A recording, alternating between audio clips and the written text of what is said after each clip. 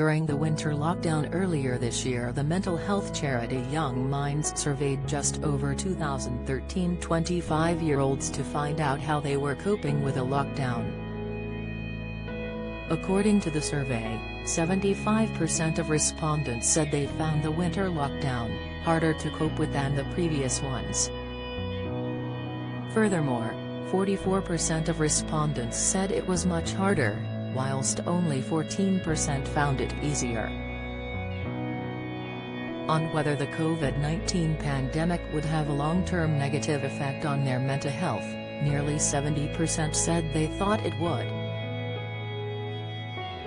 Young Minds says that this figure includes those who had suffered traumatic experiences, lost someone during the pandemic, or were concerned about their future educational and career prospects. The under-25s have suffered greatly during the winter lockdown, as they did during the first earlier lockdowns. With bars and cafes shut, thousands lost employment, and with schools closed, there has been a not insignificant impact on their education. These have been key factors in the mental health of young people suffering since the pandemic began. Pfizer booster shot, the unexpected side effect after third dose. Pfizer finding, insight: a lot of young people have suffered or developed anxiety disorders such as health anxiety. Whilst these are unpleasant to experience, there are ways to identify them in others, and there are techniques you can use to recover. Generalized anxiety disorder, or GAD for short, is the medical phrase to describe anxiety.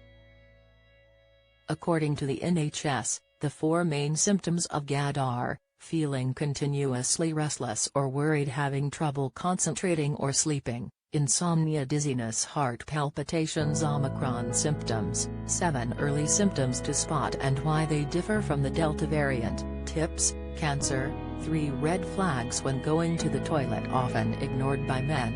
Experts warning. Tips: high cholesterol, the sign on the back of your hand and tendons, how to lower it. Advice: other factors that may indicate you have GAD are if your worrying is uncontrollable, your worries are extremely upsetting, or your worrying significantly affects your daily life. You do not need to have all 4 to be diagnosed as having anxiety, and temporary feelings of anxiety are completely normal. You should go and see your GP if your anxiety is beginning to affect your daily life. If your GP diagnoses you as having an anxiety disorder, there are 2 options available to you. The first of these is psychological therapies. You do not need to get a GP referral to see a therapist. Through these sessions, your therapist will help identify the causes of your anxiety and talk to you about coping mechanisms.